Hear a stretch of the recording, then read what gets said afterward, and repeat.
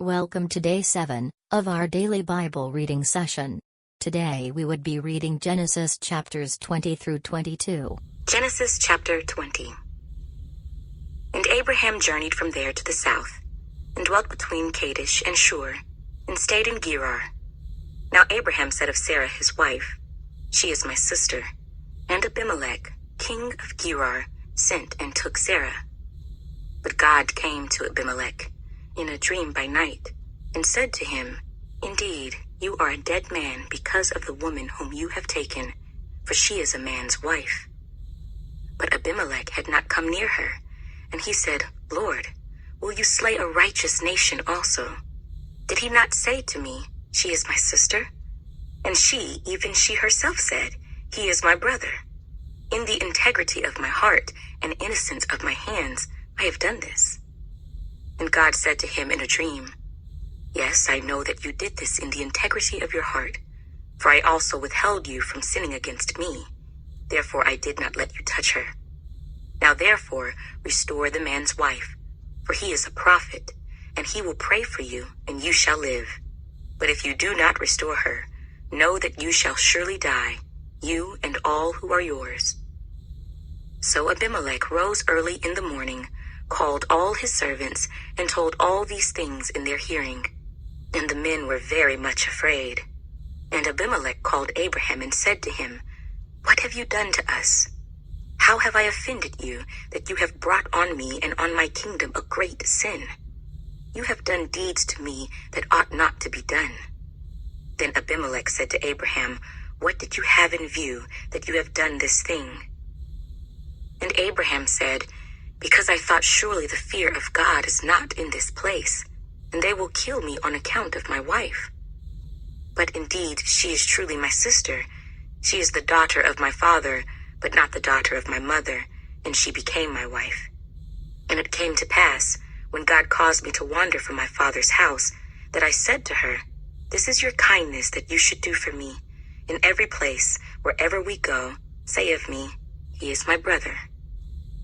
Then Abimelech took sheep, oxen, and male and female servants, and gave them to Abraham, and he restored Sarah his wife to him. And Abimelech said, 'See, my land is before you. Dwell where it pleases you.' Then to Sarah he said, 'Behold, I have given your brother 1,000 pieces of silver. Indeed, this vindicates you before all who are with you, and before everybody.' Thus she was rebuked. So Abraham prayed to God, and God healed Abimelech, his wife, and his female servants. Then they bore children, for the Lord had closed up all the wombs of the house of Abimelech because of Sarah, Abraham's wife. Genesis chapter 21. And the Lord visited Sarah as he had said, and the Lord did for Sarah as he had spoken. For Sarah conceived and bore Abraham a son in his old age, at the set time of which God had spoken to him. And Abraham called the name of his son who was born to him, whom Sarah bore to him, Isaac. Then Abraham circumcised his son Isaac when he was 8 days old, as God had commanded him. Now Abraham was 100 years old when his son Isaac was born to him. And Sarah said, "God has made me laugh, and all who hear will laugh with me." She also said, "Who would have said to Abraham that Sarah would nurse children? For I have borne him a son in his old age." So the child grew and was weaned, and Abraham made a great feast on the same day that Isaac was weaned. And Sarah saw the son of Hagar, the Egyptian, whom she had borne to Abraham, scoffing. Therefore she said to Abraham, "Cast out this bondwoman and her son, for the son of this bondwoman shall not be heir with my son, namely with Isaac." And the matter was very displeasing in Abraham's sight because of his son. But God said to Abraham, "Do not let it be displeasing in your sight because of the lad or because of your bondwoman. Whatever Sarah has said to you, listen to her voice, for in Isaac your seed shall be called. Yet I will also make a nation of the son of the bondwoman, because he is your seed." So Abraham rose early in the morning, and took bread and a skin of water, and putting it on her shoulder, he gave it and the boy to Hagar. and sent her away.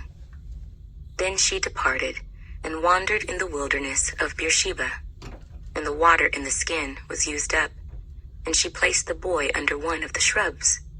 Then she went and sat down across from him at a distance of about a bow shot, for she said to herself, "Let me not see the death of the boy." So she sat opposite him and lifted her voice and wept. And God heard the voice of the lad. Then the angel of God called to Hagar out of heaven and said to her, "What ails you, Hagar? Fear not, for God has heard the voice of the lad where he is. Arise, lift up the lad and hold him with your hand, for I will make him a great nation." Then God opened her eyes, and she saw a well of water. And she went and filled the skin with water and gave the lad a drink. So God was with the lad, and he grew and dwelt in the wilderness and became an archer. He dwelt in the wilderness of Paran, and his mother took a wife for him from the land of Egypt. And it came to pass at that time that Abimelech and Phicol, the commander of his army, spoke to Abraham, saying, "God is with you in all that you do. Now therefore, swear to me by God that you will not deal falsely with me, with my offspring, or with my posterity, but that according to the kindness that I have done to you, you will do to me and to the land in which you have dwelt." And Abraham said, "I will swear." Then Abraham rebuked Abimelech because of a well of water which Abimelech's servants had seized. And Abimelech said, "I do not know who has done this thing. You did not tell me, nor had I heard of it until today." So Abraham took sheep and oxen and gave them to Abimelech, and the two of them made a covenant. And Abraham set 7 ewe lambs of the flock by themselves. Then Abimelech asked Abraham, "What is the meaning of these 7 ewe lambs which you have set by themselves?" And he said, "You will take these 7 ewe lambs from my hand, that they may be my witness that I have dug this well." Therefore he called that place Beersheba, because the two of them swore an oath there. Thus they made a covenant at Beersheba. So Abimelech rose with Phicol, the commander of his army, and they returned to the land of the Philistines. Then Abraham planted a tamarisk tree in Beersheba, and there called on the name of the Lord, the everlasting God. And Abraham stayed in the land of the Philistines many days. Genesis chapter 22. Now it came to pass after these things that God tested Abraham and said to him, "Abraham." And he said, "Here I am." Then he said, "Take now your son, your only son Isaac, whom you love, and go to the land of Moriah, and offer him there as a burnt offering on one of the mountains of which I shall tell you." So Abraham rose early in the morning and saddled his donkey, and took 2 of his young men with him, and Isaac his son. And he split the wood for the burnt offering, and arose and went to the place of which God had told him. Then on the 3rd day, Abraham lifted his eyes and saw the place afar off. And Abraham said to his young men, "Stay here with the donkey. The lad and I will go yonder and worship, and we will come back to you." So Abraham took the wood of the burnt offering and laid it on Isaac his son. And he took the fire in his hand and a knife, and the 2 of them went together. But Isaac spoke to Abraham his father and said, "My father." And he said, "Here I am, my son." Then he said, "Look, the fire and the wood, but where is the lamb for a burnt offering?" And Abraham said, "My son, God will provide for himself the lamb for a burnt offering." So the 2 of them went together. Then they came to the place of which God had told him. And Abraham built an altar there and placed the wood in order. And he bound Isaac his son and laid him on the altar upon the wood. And Abraham stretched out his hand and took the knife to slay his son. But the angel of the Lord called to him from heaven and said, "Abraham, Abraham." So he said, "Here I am." And he said, "Do not lay your hand on the lad or do anything to him. For now I know that you fear God, since you have not withheld your son, your only son, from me." Then Abraham lifted his eyes and looked, and there behind him was a ram caught in a thicket by its horns. So Abraham went and took the ram and offered it up for a burnt offering instead of his son. And Abraham called the name of the place, "The Lord will provide."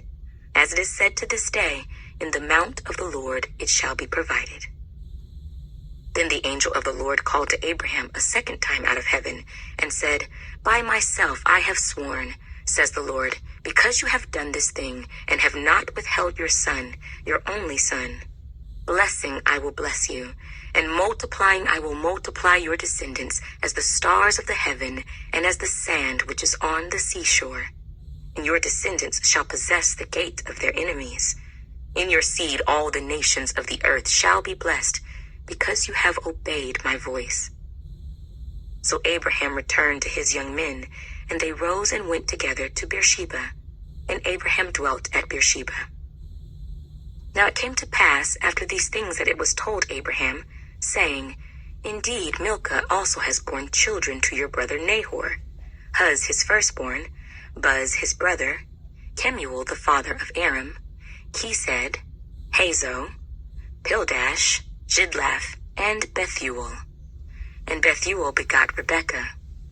These 8 Milcah bore to Nahor, Abraham's brother. His concubine, whose name was Reumah, also bore Tebah, Gaham, Tahash, and Maacah.